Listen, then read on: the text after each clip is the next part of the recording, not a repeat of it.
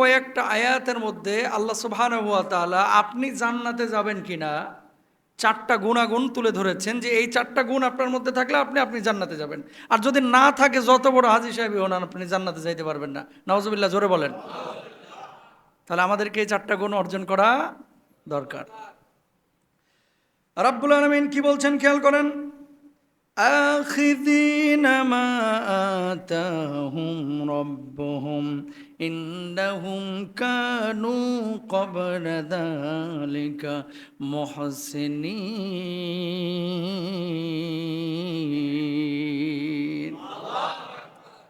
রাব্বুল আলামিন বলছেন উপভোগ করবে যা তাদের রব তাদেরকে প্রদান করবেন, কারণ পার্থিব জীবনে তারা ছিল সৎ কর্মপরায়ণ। প্রিয় ভাইরা আমার, এই দুনিয়ার জিন্দগিতে এমন কিছু মানুষ আছে যে মানুষগুলো নামাজ পড়ে, রোজা করে, হজ করে, যাকাত দেয়, এমন সৎ কাজ করে। এমন কিছু মানুষ আছে যারা নামাজ, রোজা, হজ, যাকাতের পরেও দুনিয়ার মানুষের জন্য জীবনটা অকাতরে দিয়ে দেয়, ঠিক কিনা? মুহসিন হওয়া, সৎ কর্মশীল। সৎ কাজ কি? নামাজ পড়া যেমন ফরজ আল্লাহ কোরআনে করে দিয়েছে, ওই আল্লাহ রাব্বুল আলামিন বলছেন সুদ খাও না, কর্জা হাসানা মানুষকে দাও, ঠিক কিনা? আমরা কি করি? আল্লাহ যদি বলে এভাবে চল, শুনেন, নিষিদ্ধ জিনিসের প্রতি মানুষের কিন্তু আলাদা একটা আগ্রহ আছে। যারা মদ খাইছেন গোপনে জীবনে একবার, আল্লাহ মাফ করুক, এখানে অনেকে হয়তো থাকতে পারেন, বা দুই একজন সিপাচাপাই থাকতে পারে যে হুজুর একবারে এক ঢোক মারছিলাম টেস্ট নেওয়ার জন্য। আছে না? মদের চাইতে টেস্টের জিনিস বহুত আছে পৃথিবীতে, বুঝছেন, বহুত আছে, কিন্তু এই জিনিসটার প্রতি মানুষের একটা আগ্রহ আছে। আচ্ছা, মদ কি মিষ্টি নাকি টক, ঝাঁঝালো নাকি তিতগুটে নাকি তিতা, এরকম একটা মানুষের ভিতরে একটা আগ্রহ বা কিউরিসিটি আছে। বাচ্চাদেরকেও খেয়াল করবেন, যদি বলা হয় যে এই কাজটা করিস না, ওটা আরো বেশি করে। যদি বলা হয় যে এখানে আগুন টাগুন জ্বালাও না, বাড়ি পুড়ে যাবে, পর্দার পাশে খবরদার মোমবাতি জ্বালাও না, ম্যাচের কাঠি জ্বালাও না, বাড়ি জ্বলে যাবে। এতদিন কিন্তু এই ফিলিংস তার মাথার মধ্যে ছিল না, এখন আবার শয়তানে তখন তার লারে যে একটু মাইরেই দেখ না, কেমনে কেমনে জ্বলে, একটু দেখ। কথা বলেন না কেন? তো নিষিদ্ধ জিনিসের প্রতি মানুষের কি থাকে? একটা আগ্রহ থাকে। কিছু মানুষ আছে যারা আল্লাহকে ভয় পায়, আল্লাহকে, আল্লাহ রাসূলকে অনুসরণ করে। গোটা দুনিয়া একদিকে চলে যাবে, জীবন চলে যাবে, বুকের রক্ত চলে যাবে, কল্লা উড়ে যাবে, মানুষ আল্লাহ রাব্বুল আলামিন যে জিনিসগুলো মানুষের মধ্যে হারাম করেছে এই হারামের মধ্যে জড়াইবে না, তারাই হচ্ছে আসলে ইমানদার, ঠিক কিনা? কে কি বলতেছে এটা দেখার টাইম নেই।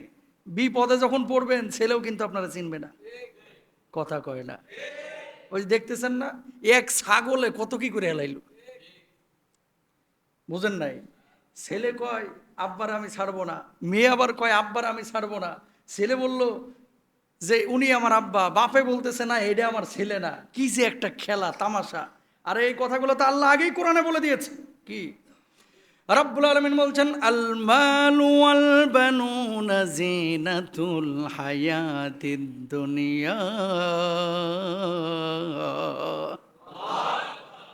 সন্তান, সন্ততি, সম্পদ, এগুলো পৃথিবীতে আল্লাহ রাব্বুল আলামিন দিয়েছেন কেন? পৃথিবীটাকে সাজানোর জন্য। ওমাল হায়াতুদ দুনিয়া ইল্লা মাতাউল গুরুর।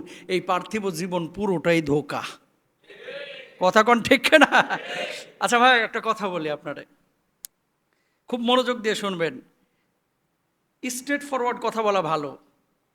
টাকা যে আপনি কামাচ্ছেন, বা আমি কামাচ্ছি, বা আরেকজন কামাচ্ছে, টাকা কি সব নিজে খাওয়ার জন্য কামাচ্ছেন?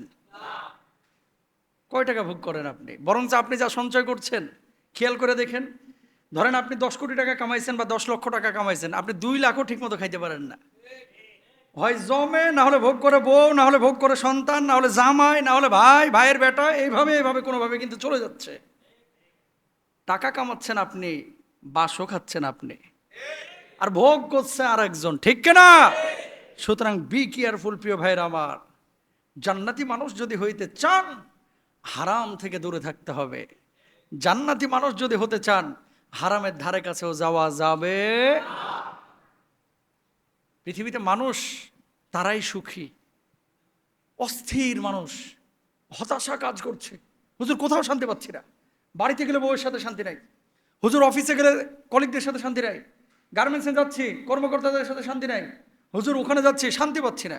আর শান্তি পাবেন কোথায়? শান্তির জন্য আসতে হবে কোরআনে, শান্তির জন্য আসতে হবে মসজিদে, ঠিক কিনা? তবেই শান্তি আসবে। এই জন্য আমার আল্লাহ রাব্বুল আলামিন কি বললেন?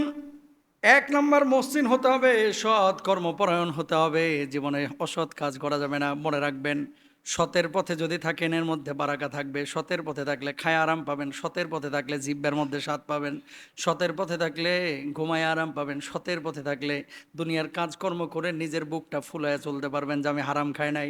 কয়েকদিন আগে, এই 2-3 দিন আগে একজন সচিবের স্টেটমেন্ট পড়লাম। তিনি বললেন, এতদিন চাকরি করেছি, ঢাকায় আমার একটা ফ্ল্যাটও নাই, অথচ চাইলে এই ধরনের সচিবগুলো 10টা 15টা 20টা পর্যন্ত ফ্ল্যাট কিনতে পারে। তার মানে এই লোকটা বুক ফুলে সারা জীবন নাতির সামনে বলতে পারবে, সন্তানের সামনে বলতে পারবে, তোদের নানা বড় জায়গায় ছিল, কিন্তু আল্লাহর কসম একটা পয়সাও হারাম ছয় নাই। কথা বলেন ঠিক কিনা?